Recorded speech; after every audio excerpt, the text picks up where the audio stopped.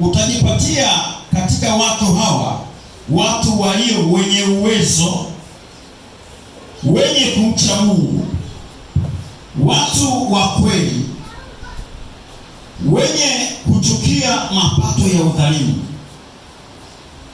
Ukawaweke juu yao, wawe wakuu wa 1000 na wakuu wa 100 na wakuu wa 50 na wakuu wa 10. Bwana asifiwe sana. Hapa anaelezea habari ya neno kumcha Mungu. Kuna vitu ambavyo vimekamata vitu vikubwa sana, ni vitu viwili. Haleluya. Wanatakiwa watu wawe wenye uwezo,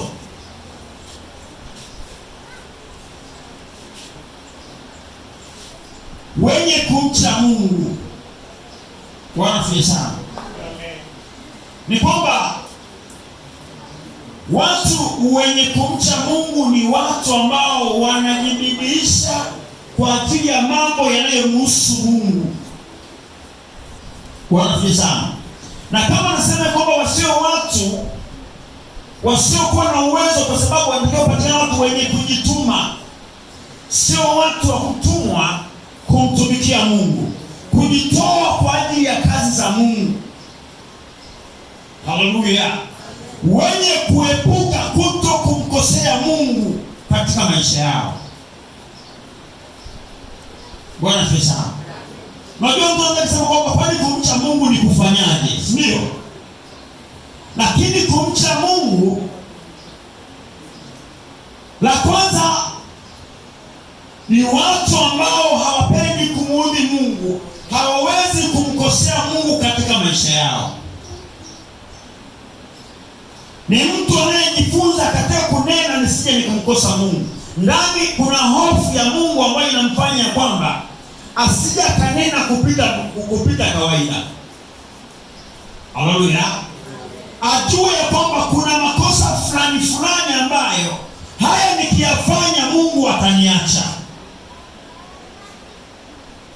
Bwana asifiwe sana. Amen. La pili ni kwamba nikimkosea Mungu ataniadhibu.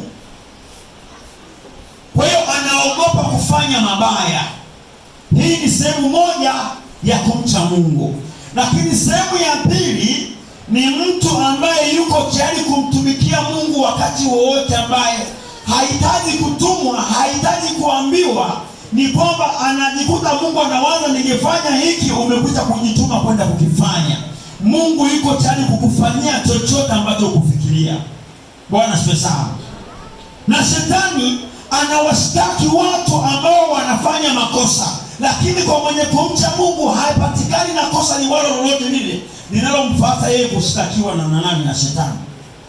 Bwana asifiwe sana. Nafikiri mnakuta ya kwamba hata Ayubu katika kuishi kwake alikuwa anamcha Mungu.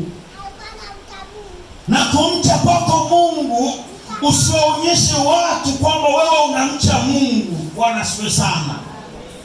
Kwa sababu watu watasema huyu mtu ni mnyenyekevu, huyu mtu anamcha Mungu, huyu mtu anatembea mbele za Mungu, lakini Mungu hajaona kwamba wewe unamcha Mungu. Haleluya. Kuna watu wanasema kwamba inabidi ushuhudie watu waone, watambue kwamba umeokoka au unatembea vizuri na Mungu. Watu wanaweza wakatambua kwamba unatembea vizuri na Mungu, lakini Mungu asitambue kwamba unatembea pamoja na Mungu. Bwana asifiwe sana. Ndio maana uaminifu wetu tuuonyeshe mbele za nani? Bwana asifiwe sana. Okay, sawa. Haleluya. Amen. Ni kwamba unapotamka kumcha Mungu, maana yake unaonyesha wewe kumcha Mungu.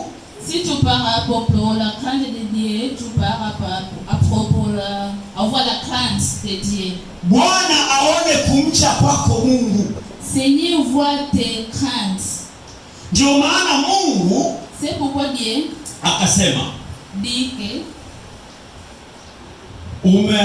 umemwona mtumishi wangu Ayubu. Tu vois mon, maana yeye ananicha mimi. C'est lui qui avoir la crainte de moi. Na kuepukana na uovu. Et à partir de ma chose. Hallelujah. Amen. Shetani